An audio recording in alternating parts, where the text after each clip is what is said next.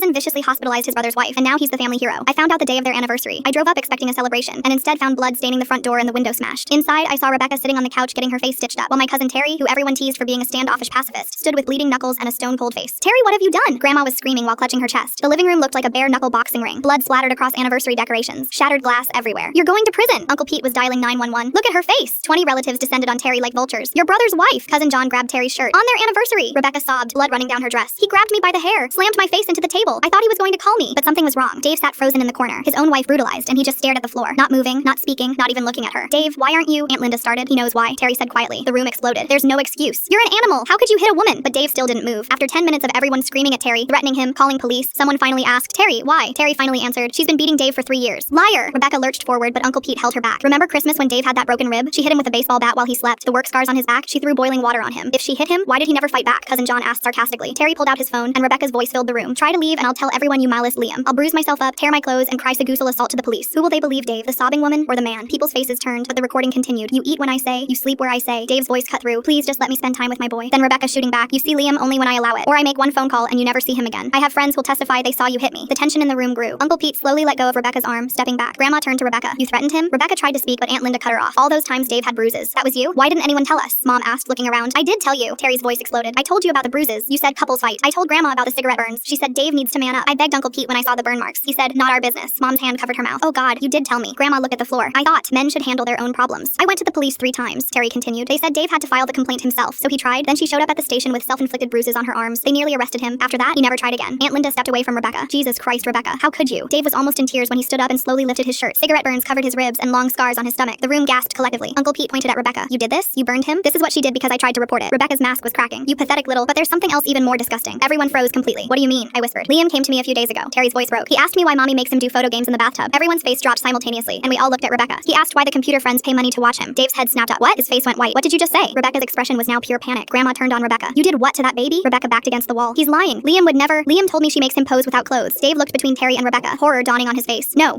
He ran upstairs. We heard him talking, then footsteps. He came back down carrying Liam, who buried his head in his father's chest. "Liam," Dave's voice was shaking. "Is it true? What mommy does?" The little boy peeked out, looked at Rebecca, then whispered, "She said you'd go to jail if I told you. She showed me handcuffs and said the police would take daddy away forever. The computer friends send money to watch me. She makes me do things that hurt." Aunt Linda was crying. "How could you? He's a child." Dave collapsed to his knees, still holding Liam. I found her laptop open in the kitchen. Terry's hands were shaking violently now. I found the website. She's been selling videos of Liam for 8 months. Made $12,000 off buyers requesting custom videos. The room was pure chaos. Police arrived minutes later and took everyone away. Liam went with child services. We thought it would be over quickly once police saw the evidence, but 2 hours later my phone rang. It was Terry calling from the station. "Get a lawyer. Now." His voice was panicked. Rebecca was prepared for this. She knew I'd find out. She planted evidence. There are emails from Dave's and mine computers to the website. She made it look like we're the ones who did it. That's when I knew. This was only the beginning. Full story on channel linked below.